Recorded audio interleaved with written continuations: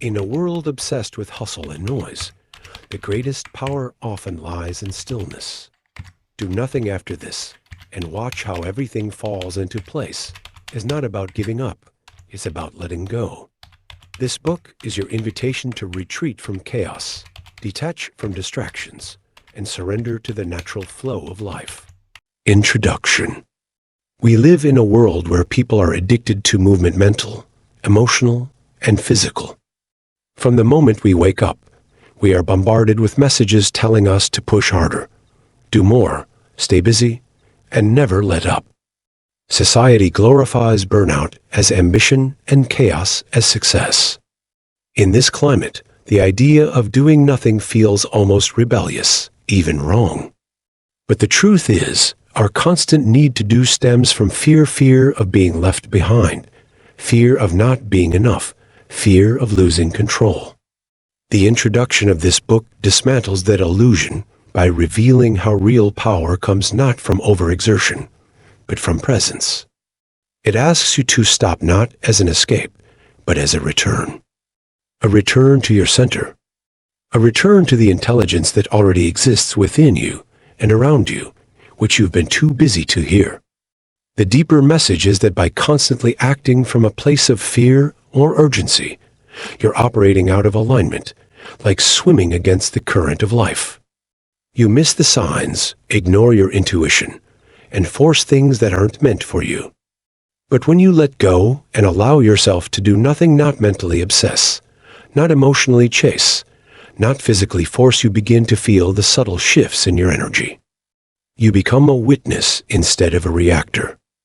You start to notice how solutions emerge when your mind isn't cluttered, how people are drawn to your calmness, and how opportunities appear when you're not desperate for them. Doing nothing is a surrender, but not to weakness.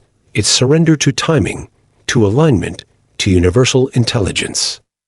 It's in the stillness that your nervous system resets, your emotions regulate, and your true self, the one that's been drowned out by noise, can speak. The introduction goes beyond productivity or performance. It touches the metaphysical core of reality, that energy creates, not effort alone. That your frequency, your vibration, your inner stillness is what actually attracts the life you desire, not your frantic action. Doing nothing means releasing your grip on life just enough to allow life to move toward you. It's not the kind of stillness that leads to stagnation, but the kind that allows for recalibration, clarity, and magnetism. It's not idleness, it's alignment. You are not being asked to give up your goals, but to stop chasing them in desperation. You are not being asked to stop creating, but to create from peace, not pressure. The book's introduction is a wake-up call for the soul. It reminds you that your highest power doesn't come from doing more, but from understanding more. Understanding your thoughts, your triggers, your energy field, and your connection to the divine rhythm of life. It suggests that by doing nothing after reaching this realization, you activate a force far greater than anything your limited mind could imagine. It speaks to a state of being where you are fully alive, yet utterly still inside, unshaken, unfazed, flowing. In that state, things begin to fall into place. Not because you force them, but because you stop resisting them. You begin to operate from a place where peace is your default, and everything else becomes a reflection of that peace. That's not laziness. That's mastery. Chapter 1. The Illusion of Control. This chapter digs deep into one of the greatest mental traps of modern life, the belief that if we can just control every aspect of our lives, every decision, outcome, emotion, and interaction, we will finally feel safe, successful, and fulfilled. But it reveals that this need for control is not true power, it's a survival response rooted in fear. We try to plan every detail, obsess over timelines, predict outcomes, and manipulate situations or people because we're terrified of uncertainty. Control gives us the illusion of security, but underneath, it's often anxiety in disguise. The chapter explores how this obsession with control disconnects us from life's deeper intelligence, from intuition, and from the subtle signs that guide us toward what's truly meant for us. It paints a vivid picture of how much energy we waste trying to force things that would actually flow more naturally if we just released our grip. The harder we try to micromanage reality, the more we suffer when things inevitably go in unexpected directions. Control becomes a cage, a mental prison where we are constantly overthinking, worrying, second-guessing, and trying to solve problems that might not even exist. This chapter points out that true alignment doesn't come from controlling life, but from learning to cooperate with it. It explains that life has its own rhythm and timing, and when we trust it instead of fighting it, we start to experience peace, ease, and synchronicity. It shows that trying to control everything often keeps us stuck in repeating cycles, chasing the same kinds of people, jobs, and outcomes because we're too afraid to surrender and try a new path. On a deeper level, this chapter also explores how control shows up in our inner world. We try to control our emotions, suppress our pain, avoid vulnerability, and deny parts of ourselves we don't want to face. But real growth happens when we soften, when we stop resisting what is, and start allowing ourselves to feel, to listen, and to accept. Letting go of control doesn't mean giving up. It means opening up. It means trusting that you don't have to force your way into your destiny, because what's truly yours won't require manipulation. The chapter uses metaphor and reflection to show how when you let go of the steering wheel, something greater takes over. Call it God, the universe, divine timing, or intuition, and it begins to move things in your favor in ways your mind never could have orchestrated. It explains that peace isn't found through tightening your grip on life. It's found in releasing it. The irony is, the more we release control, the more we actually begin to feel in control of our emotions, our reactions, our choices, because now we're acting from a place of calm presence rather than fear-based reactivity. The chapter encourages readers to observe how much of their suffering is created by expectations, resistance, and attachment, and it gently invites them to practice letting go not of responsibility, but of the obsessive need to dominate every outcome. It suggests that when you replace control with trust, you shift into a state of powerful flow where life meets you halfway. Opportunities appear, solutions unfold, the right people come into your orbit, not because you chase them, but because you stopped pushing them away with your need to force. It concludes with the liberating truth that control is never the source of power, presence is. And when you surrender to the moment, without needing to know what comes next, you begin to live in harmony with the very force that created life itself. Chapter 2: The Power of Silence. This chapter goes far beyond the surface understanding of silence as simply not speaking, and instead opens up an entire dimension where silence becomes a spiritual technology, an energetic practice, and a tool for mastering reality itself. It reveals that silence is not a void, but a vibrational space where clarity, intuition, healing, and deep truth arise, truth that can't be accessed through words or external noise. In today's world, where most people are addicted to talking, scrolling, reacting, and filling every empty second with distraction, silence is seen almost as a threat to the ego, which fears being alone. But the chapter explains that when you deliberately step into silence, you begin to hear the whispers beneath the surface, the voice of your inner wisdom, your soul, your higher self. It's in silence that all the fake masks, pretenses, and survival identities begin to dissolve, and what remains is something real, raw, and untouched by the world.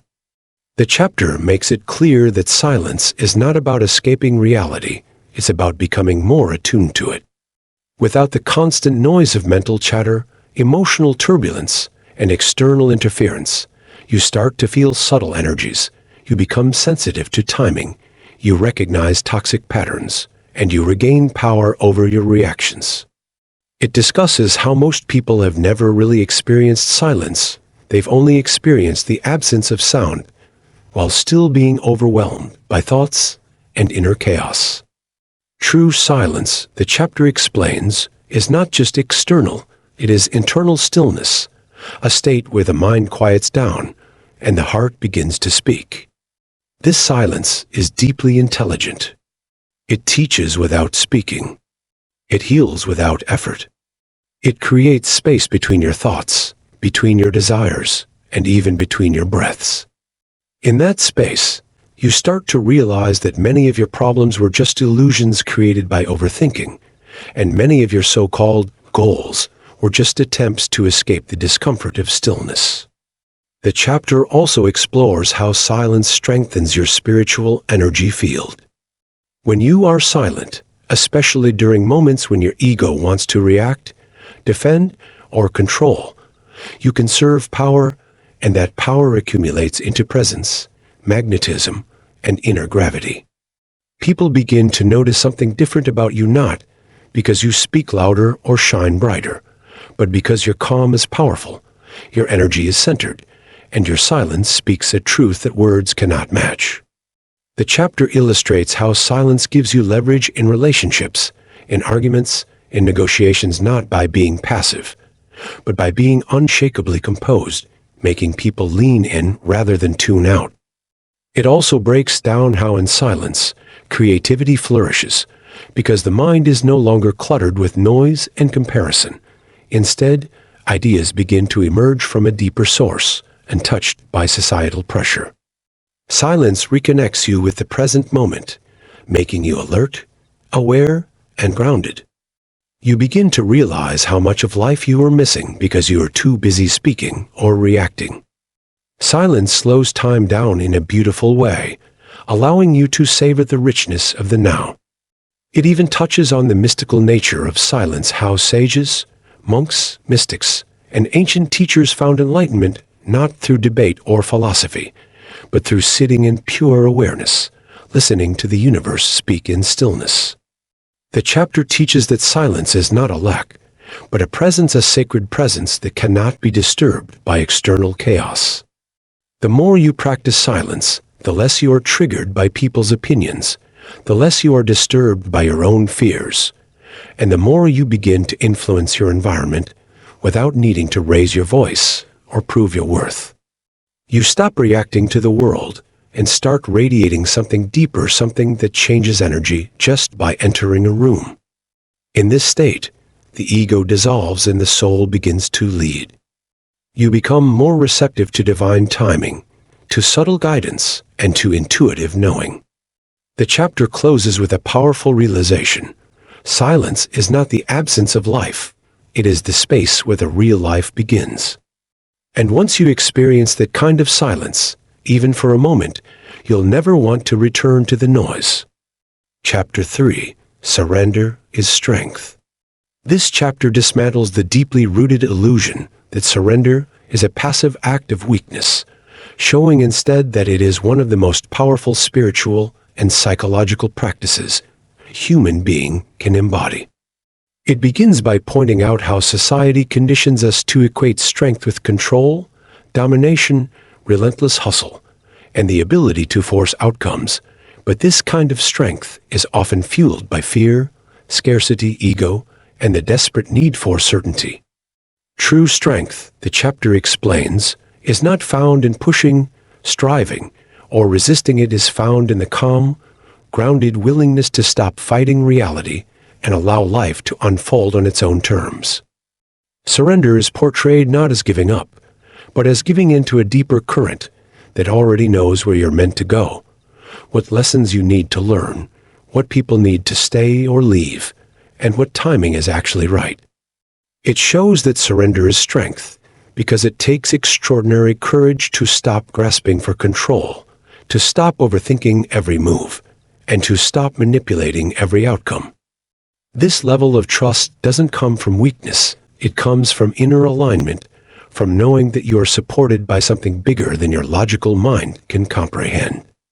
The chapter invites the reader to look at all the places in life where force has only created resistance, where the more they clung, the more things slipped away, and where peace only came when they let go. It explains that surrender is an act of deep intelligence because it stops you from wasting energy on things that are not yours to fix, fight, or figure out. It helps you access a higher flow state where solutions appear naturally, paths open effortlessly, and what once felt like obstacles begin to shift, not because you forced them, but because your energy changed. The chapter dives into the inner mechanics of surrender, showing how it softens the nervous system, settles the breath, and calms the mind, making space for new thoughts, higher perspectives, and inner guidance that cannot reach you when you're in survival mode. It teaches that the ego fears surrender because it equates letting go with losing, but in truth, it's often in surrender that we experience our greatest gains, freedom, clarity, healing, and the return of our authentic power. It touches on the energetic law that when you stop chasing, you begin attracting because what is aligned flows to you, and what is not falls away without the need for force. The chapter also explores how surrender doesn't mean inaction. It means inspired action that arises from intuition and presence rather than fear or pressure. It contrasts two ways of living. One where you try to mentally construct and control every part of your journey, which leads to stress, burnout, and confusion, and one where you move in partnership with life, letting go of timelines, trusting delays, accepting endings, and being available for new beginnings. In that state, the chapter explains, your very presence becomes magnetic because it radiates peace and confidence, not based on external certainty, but on internal trust. It gives real-life examples of how the most transformative moments in life often arise after we surrender, not out of exhaustion, but out of wisdom, not because we gave up, but because we gave into a higher knowing. It reminds the reader that trying to force what isn't flowing only creates more resistance, while surrender allows what's meant for you to come with ease. This chapter helps you understand that surrender doesn't mean tolerating abuse, settling for less, or staying passive in the face of injustice. It means knowing where your true power lies and refusing to waste it on resistance, obsession, or fear. The moment you surrender, you begin to vibrate at a frequency of openness and presence, and from that frequency, everything shifts. Your thoughts, your choices, your relationships, your results, they all begin to align with something greater than your personal will. The chapter closes by saying that strength is not about how much you can carry, it's about how much you can release with grace. And once you realize that surrender is not the end of effort, but the beginning of effortless power, your entire life begins to flow in a new, more elevated direction. Chapter 4. Watch Without Reacting. Chapter 4.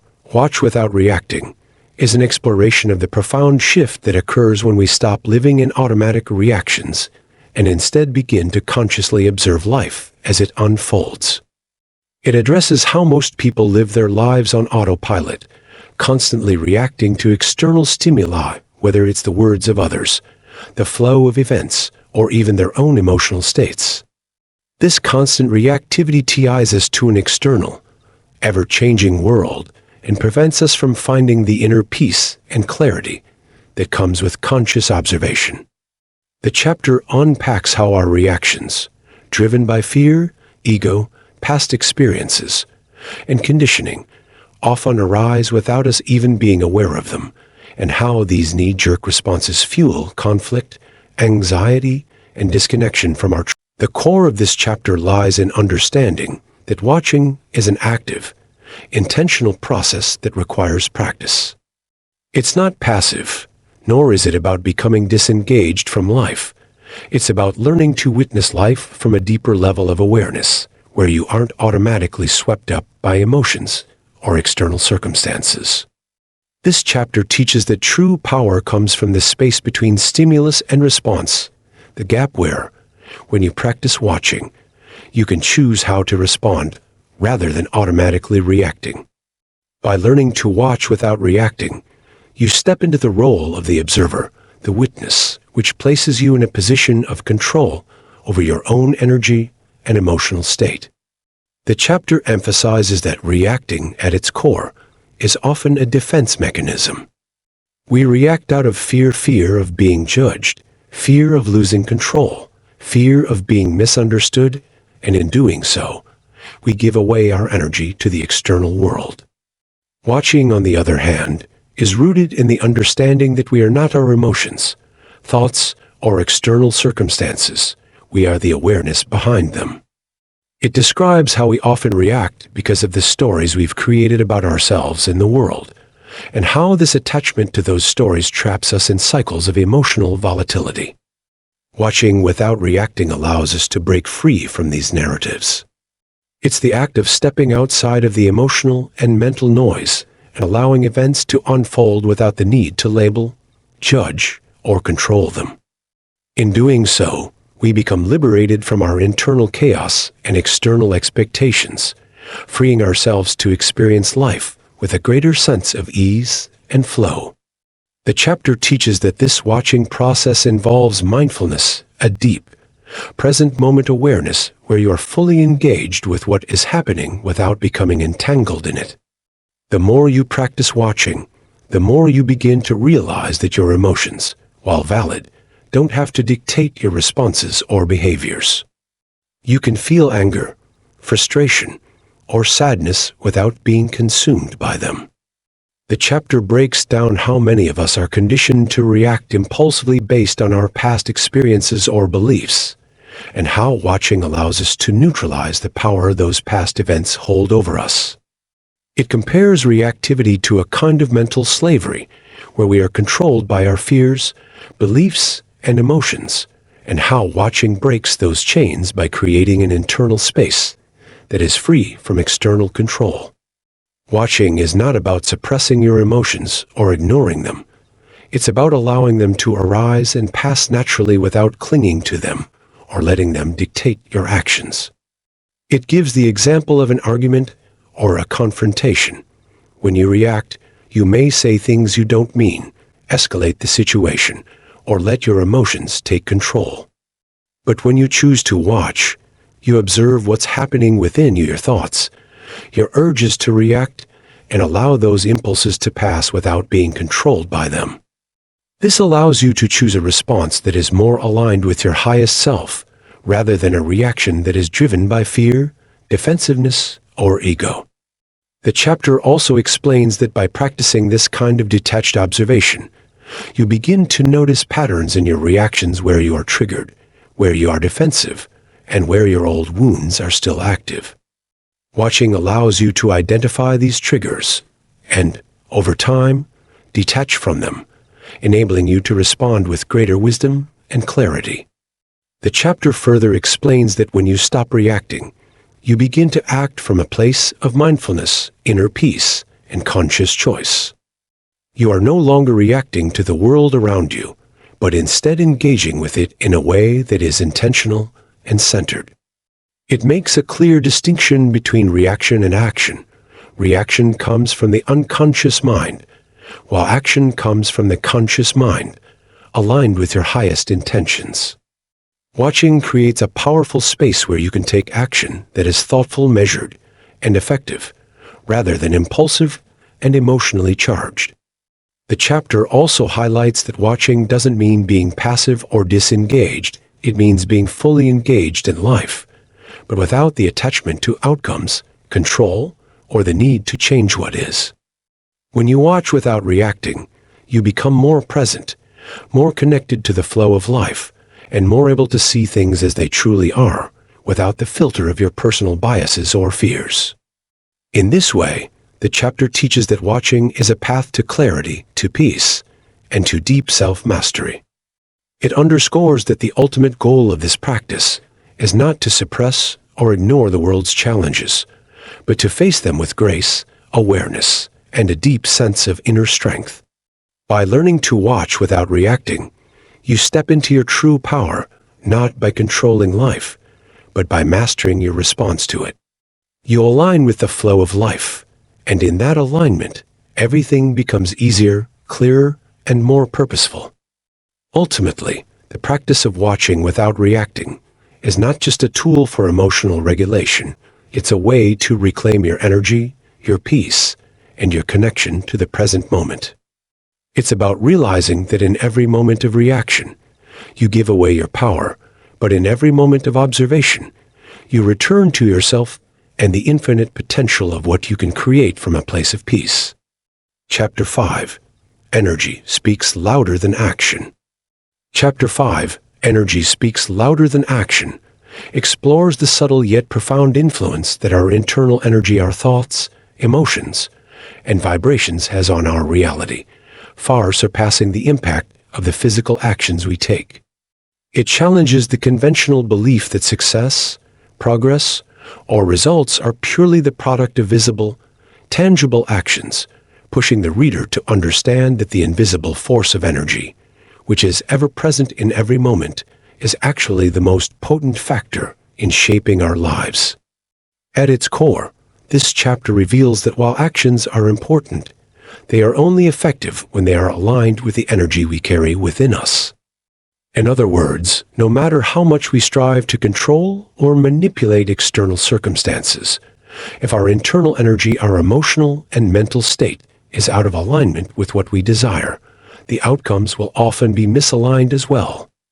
The chapter goes into depth about how our energy is a reflection of our state of being, our thoughts, feelings, and the level of emotional awareness we cultivate, and how that energy radiates outward, influencing the world around us in ways that we might not be consciously aware of.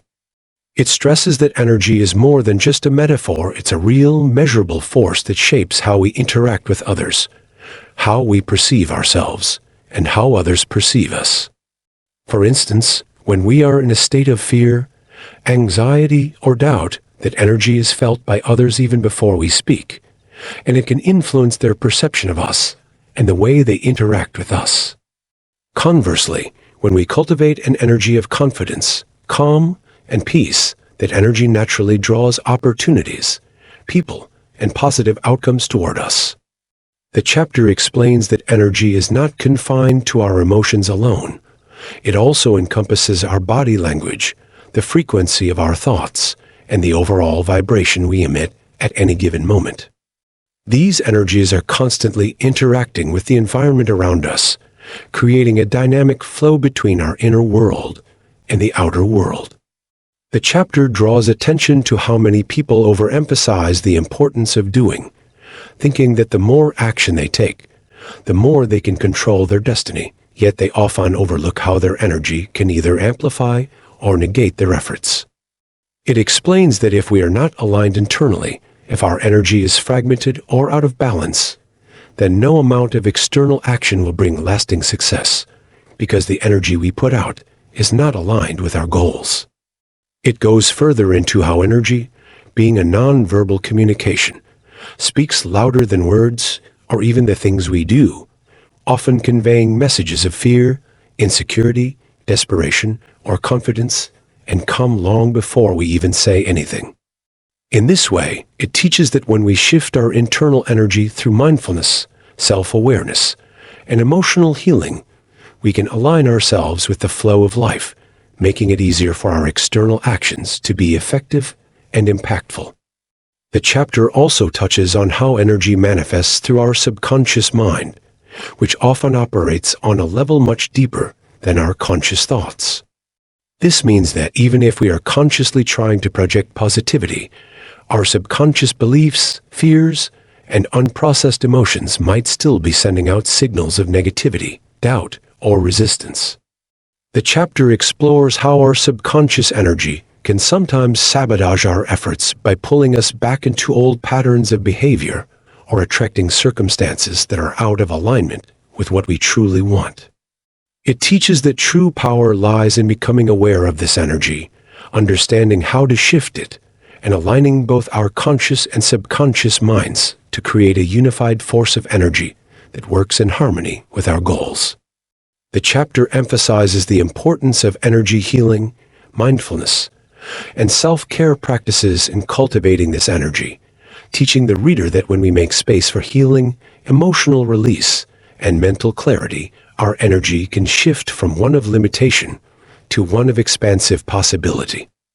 It provides examples of how when people are in a low vibrational state, whether through stress, anger, or confusion, their actions are often hasty, misdirected, or counterproductive, while those in a high vibrational state take aligned, thoughtful, and effective actions that bring about greater results with less effort. The chapter also explores the science behind energy, explaining that everything in the universe, including our bodies, is made of energy and constantly vibrating at different frequencies. This vibration is a reflection of our thoughts, emotions, and actions, and it directly influences the people and situations we attract.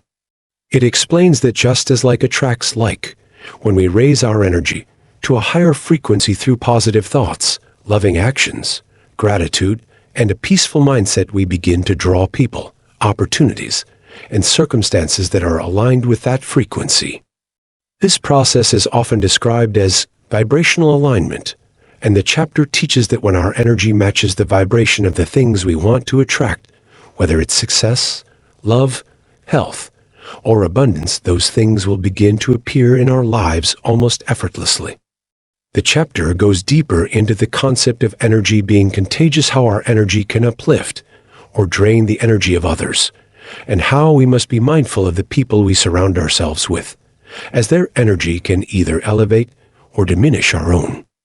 It teaches that the energy exchange that occurs between people is incredibly powerful, and being around negative or low energy individuals can deplete our own energy, while being around positive, high energy individuals can elevate us, allowing us to tap into a higher state of consciousness and flow.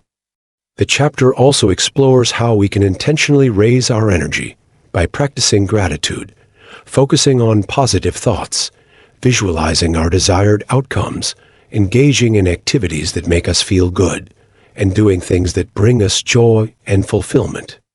These practices raise our vibration and, in turn, align us with the frequency of what we desire. It teaches that, rather than striving and forcing our way to success, we should focus on raising our internal energy and allowing the right opportunities to naturally come to us. The chapter concludes by emphasizing that energy is the foundation of all creation.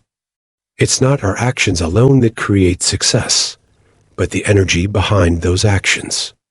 By learning to align our internal energy with our external goals, we move away from struggle and force and enter a state of effortless manifestation, where everything we desire flows to us with ease.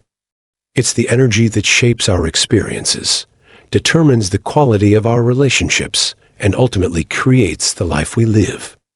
When we learn to master our energy, we gain access to the most powerful force in the universe, the ability to create and attract the life we truly want, simply by shifting the energy within us. Chapter 6. Detachment is the key to freedom.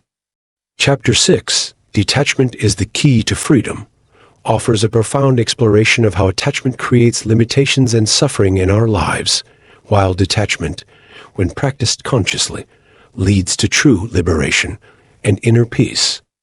It begins by explaining that attachment is not just about material possessions, but extends deeply into our relationships, identities, desires, and expectations.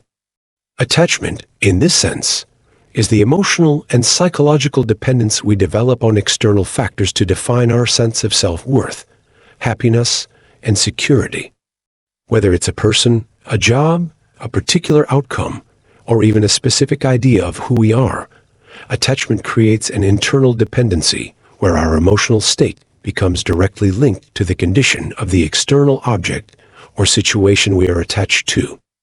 This dependency results in a state of constant vulnerability, where we are perpetually at the mercy of external circumstances, and our peace of mind fluctuates with the changing tides of life. The chapter teaches that the core of attachment lies in the fear of loss, whether the loss of a loved one, a status symbol, a possession, or even our own image. The fear of losing something we are attached to creates anxiety and resistance, as we subconsciously fight to maintain our hold on what we believe defines us.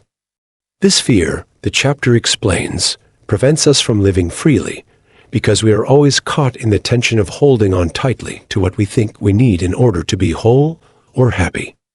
The true path to freedom, the chapter asserts, is not about clinging to anything, but about cultivating a sense of internal self-sufficiency and contentment that is independent of external conditions.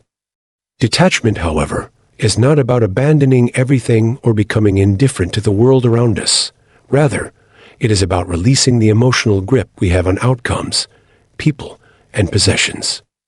It's about learning to appreciate and enjoy life without becoming so attached that we lose our sense of self or inner peace when things change.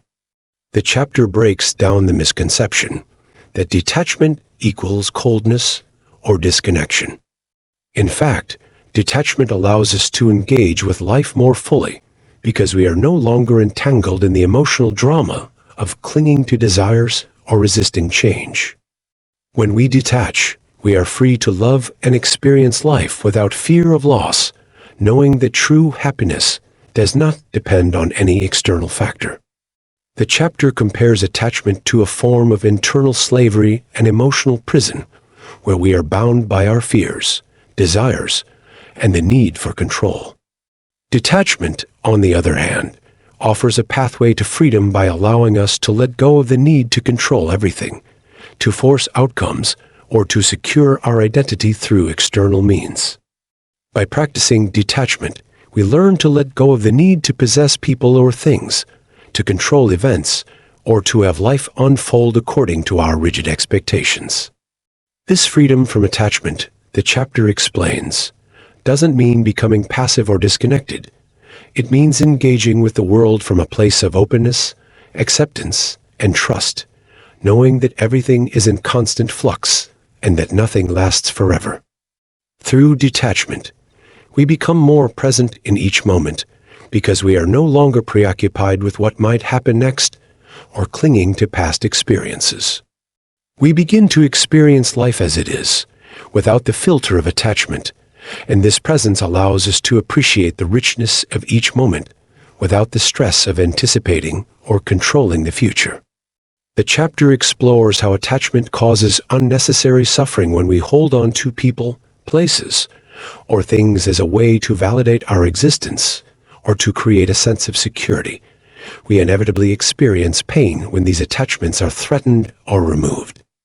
Detachment frees us from this cycle of suffering because it teaches us to find security within ourselves, to trust in our own ability to navigate life without needing to control everything around us. The chapter further explains that detachment creates a space of inner strength where we can handle change, loss, and uncertainty with grace and equanimity. Instead of resisting or fighting against life's inevitable fluctuations, we can accept them and adapt, knowing that nothing external can truly shake our inner peace unless we allow it to. This shift in perspective, the chapter asserts, is the key to emotional freedom. When we detach, we stop taking things personally, stop being emotionally dependent on others' actions or the outcomes of our efforts, and stop tying our sense of self to the approval or disapproval of others. The chapter emphasizes that detachment allows us to act with intention, rather than out of a fear of loss or attachment to a specific outcome. Instead of reacting impulsively to preserve what we are afraid of losing, detachment enables us to make decisions from a place of clarity, calm, and self-awareness. The chapter also emphasizes that detachment brings peace by helping us release the constant need to control life. The more we try to control, the more stress we create, because life is unpredictable and uncontrollable. When we let go of the need to manage every aspect of our existence, we experience life as a flow, moving with us rather than against us. This flow, where we allow life to unfold naturally, gives us the freedom to experience joy, love, and success without the fear of losing them. The chapter outlines that detachment also requires letting go of the ego, the part of ourselves that identifies with possessions, status, and accomplishments as the markers of self-worth. The ego thrives on attachment, seeking validation through external means. But detachment is the process of releasing this attachment and realizing that our worth is inherent and not tied to what we have or what others think of us. By practicing detachment, we begin to see ourselves as whole and complete, regardless of external circumstances. The chapter concludes by emphasizing that detachment doesn't mean we abandon our passions, desires, or goals. Rather, it's about pursuing them with an open heart and without the compulsive need to control how they unfold. It is the understanding that we can strive, work, and achieve without the need to attach our happiness or sense of self to the outcome. This freedom allows us to navigate life with greater ease, peace, and fulfillment because we are no longer dependent on external conditions to define our inner state. Ultimately, detachment offers the profound freedom to experience life as it is, free from the chains of attachment, and it is through this detachment that we can live fully, authentically, and with a deep sense of inner peace. Chapter 7. Do Less, Attract More. Chapter 7, Do Less, Attract More, goes deeper into the idea that our culture's obsession with constant action, striving, and doing more actually works against us in the pursuit of true success and fulfillment. The chapter begins by unpacking the myth that doing more will inevitably lead to more results. In reality, this relentless pursuit of action often leads to exhaustion, burnout, and a deep sense of dissatisfaction, because it comes from a place of fear that we are not enough or that we won't achieve what we desire if we don't constantly push ourselves. It highlights that when we are stuck in a cycle of doing, we become disconnected from our true desires and the natural rhythm of life. Instead of attracting the right opportunities, people, and experiences, we end up attracting stress, overwhelm, and disconnection because our focus is scattered and our energy is drained. The chapter teaches that when we stop the constant doing and shift our focus to being present, being aligned, being in tune with ourselves and our environment, we create a powerful energetic shift that draws the things we truly want into our lives effortlessly. It emphasizes that the key to attracting more of what we desire is not in doing more, but in cultivating a mindset of receptivity, openness, and trust in the universe's timing. By letting go of the need to constantly prove ourselves or overexert, we allow life to flow with us, and we align ourselves with the natural flow of abundance. The chapter also explores the importance of surrender and control, noting that our need to control outcomes is often driven by insecurity and fear of failure. It explains that by stepping back and relinquishing this need for control, we stop blocking the flow of opportunities and solutions that could come to us more easily if we weren't trying to force them. The chapter makes it clear that surrendering does not mean giving up or being passive. It means releasing resistance and trusting that things will unfold in their own time and way. This trust in the process is what allows us to attract more with less effort. The chapter further delves into how overdoing things, whether in work, relationships, or personal development, often stems from a fear of not being enough or a desire to prove our worth to others. It explains that this type of external validation-seeking behavior keeps us stuck in a cycle of striving that drains our energy, time, and focus. When we operate from a place of internal validation, where we trust in our own value and worth, independent of external circumstances, we are no longer caught in the trap of doing for the sake of validation, but can focus on actions that are aligned with our authentic desires and purpose.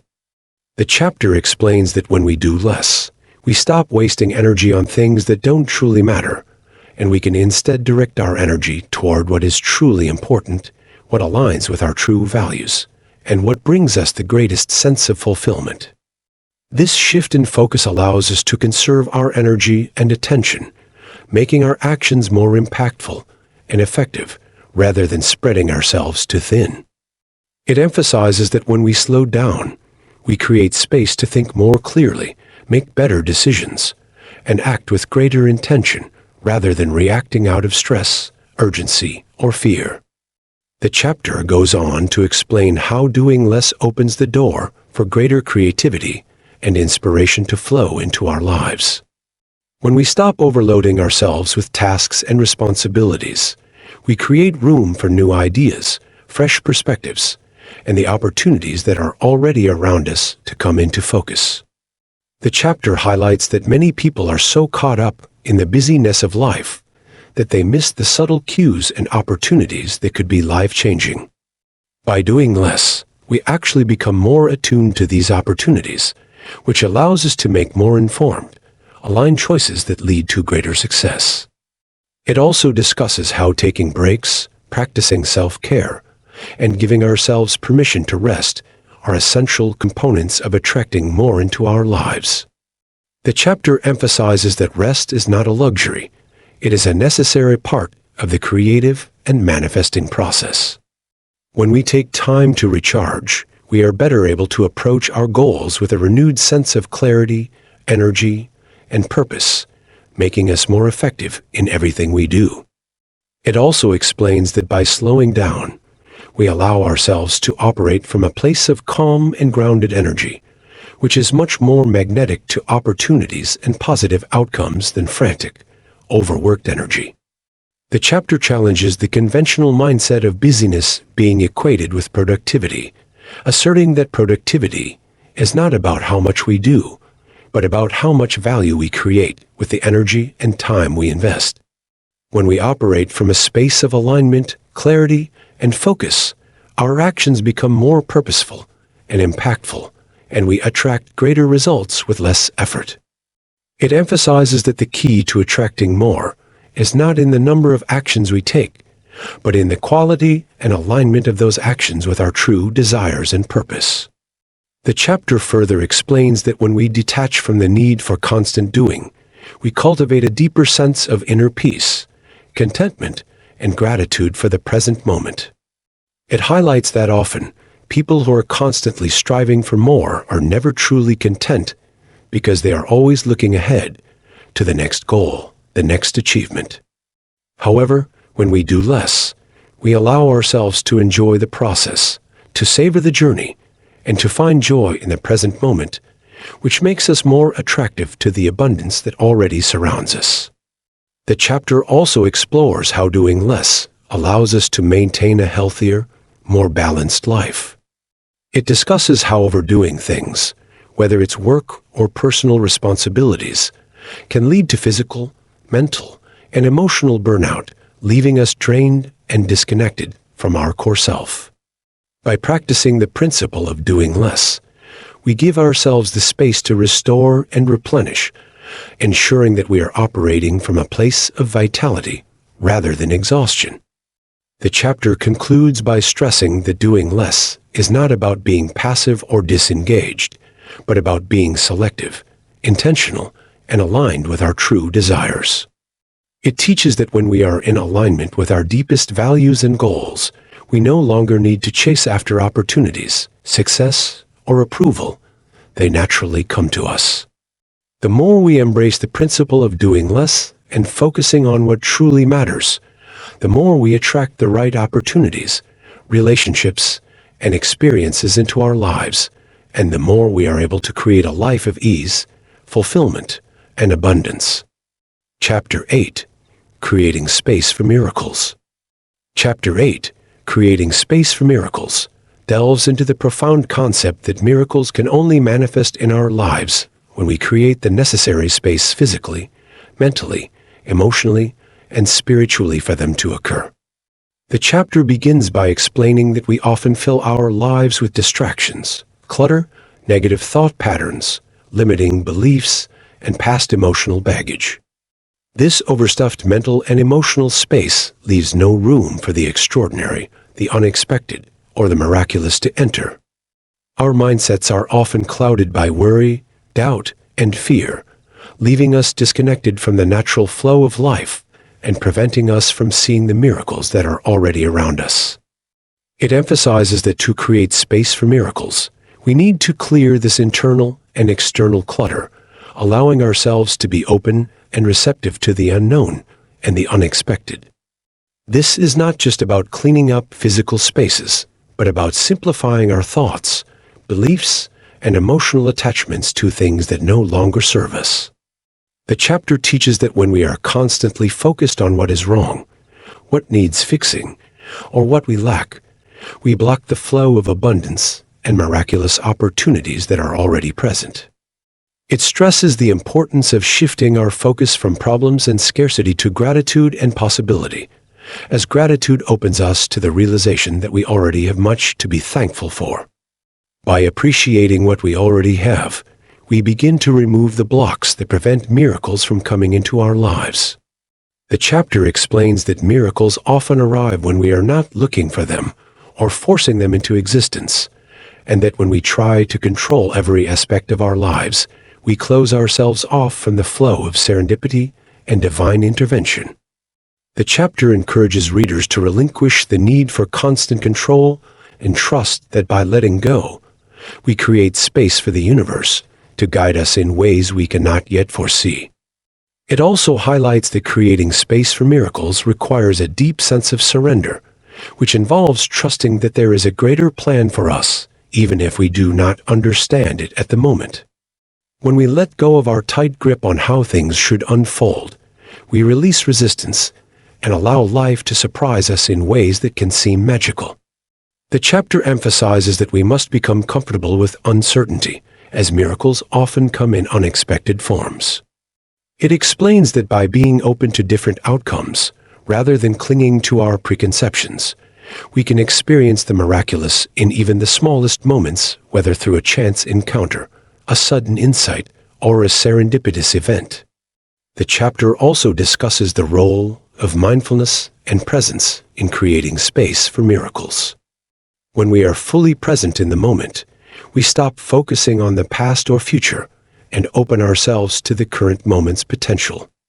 This mindfulness allows us to notice things that we would otherwise overlook, the small miracles in our everyday lives, from the kindness of a stranger to a synchronistic event that seems too perfect to be coincidence. The chapter encourages cultivating a mindset that sees the world through the lens of possibility rather than limitation.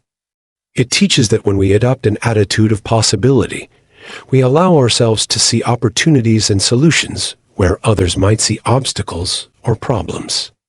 This mindset shift is integral to creating the mental space for miracles to occur, because it enables us to recognize the potential for magic in every situation, no matter how challenging it may seem. It also explains that by letting go of attachments, whether to outcomes, material possessions, or past experiences, we stop clinging to what we think is necessary for our happiness, which creates the emotional space for miracles to enter. The chapter emphasizes that attachment is a form of resistance, and resistance blocks the flow of energy and abundance. When we stop trying to control how things should look and allow life to unfold in its natural way, we make space for the miraculous to emerge in unexpected and often inspiring ways.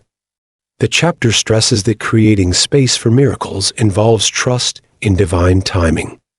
Miracles do not follow our timeline. They happen when we are ready, when we are aligned with our highest purpose, and when we have created the conditions for them to manifest. The chapter explains that by surrendering to the natural flow of life and being patient with the process, we allow miracles to appear at the right moment, often in ways that are far beyond what we could have planned or imagined. It also delves into the idea that miracles often arrive through other people, through acts of kindness, unexpected support, or guidance from those who cross our path. Creating space for miracles, therefore, also involves opening our hearts to receive help and love from others, trusting that we do not have to do everything alone. The chapter emphasizes the importance of removing resistance to receiving, explaining that many people block miracles simply because they feel undeserving or unworthy of receiving the good things that life has to offer. By shifting this mindset and embracing a sense of worthiness, we create space to receive the abundance and miracles that the universe is trying to bring into our lives. The chapter also discusses how to foster the belief that miracles are not rare, extraordinary occurrences, but are present in our everyday lives if we are open to seeing them. It explains that creating space for miracles is about adopting a perspective that sees the world as a place of endless potential and magic, where everything is interconnected, and where synchronicity and divine intervention are constantly at play. The chapter challenges readers to let go of cynicism and open their hearts to the possibility of miracles in all forms, whether in the form of unexpected opportunities, healing, insights, or personal transformations. It teaches that by doing so, we align ourselves with the natural flow of life and create the energetic conditions that allow miracles to enter. The chapter concludes by reminding readers that creating space for miracles is not a one-time event, but a continuous practice. It is about maintaining a mindset of openness, trust, and surrender, allowing us to stay in alignment with the universe's plan for us, and remaining open to the endless possibilities that exist for transformation and abundance in every moment. By doing this, we shift our energy and mindset to one of receptivity, and in doing so, invite the miraculous to unfold effortlessly in our lives. This space-making process, both internal and external, is key to experiencing the magic that life has to offer. Conclusion. The conclusion of the book underscores the life-changing principle that to unlock our fullest potential and experience true transformation, we must move away from the mindset of constant striving and control, and instead embrace the natural flow of life. It encourages readers to relinquish their attachment to outcomes and outcomes-oriented thinking, suggesting that when we stop forcing, we create space for the universe to deliver what we truly need. The chapter reaffirms that our constant need to act, push, and seek external validation often stems from an inner belief that we are not enough or that we must prove ourselves to others. This belief, in turn, blocks us from experiencing the natural abundance and peace that the universe is always offering us. By learning to surrender and trust in the timing of life, we align ourselves with the energy of what we desire, which can then flow to us effortlessly. The conclusion emphasizes that the act of surrender is not about giving up or being passive, but rather about cultivating a deep sense of trust in the process, allowing us to let go of fear, control, and the constant need for validation. When we stop chasing after things, whether it's success, material possessions, or approval, we remove the resistance that keeps us from experiencing the things we want. Instead, we allow life to unfold in its own time and manner, trusting that it will deliver what is most beneficial to us. This chapter highlights that when we create space for what is truly meant for us by shedding old beliefs, attachments, and distractions, we open ourselves up to an abundance of new opportunities, experiences, and realizations that were previously blocked by our own efforts to control everything. It stresses that this process of letting go and allowing life to flow naturally is not only about trusting the universe, but also about trusting ourselves. Trusting ourselves means recognizing that we are worthy of everything that is meant for us, and that we don't need to constantly work or chase after success to validate our worth. The conclusion also touches on the idea that miracles are a part of life, and when we create space for them by surrendering to the flow of existence, we invite the miraculous into our lives. These miracles, according to the conclusion, may not always appear in the dramatic or flashy ways we expect, but they show up as synchronicities, opportunities, or even a sudden shift in perspective that allows us to see things in a new light.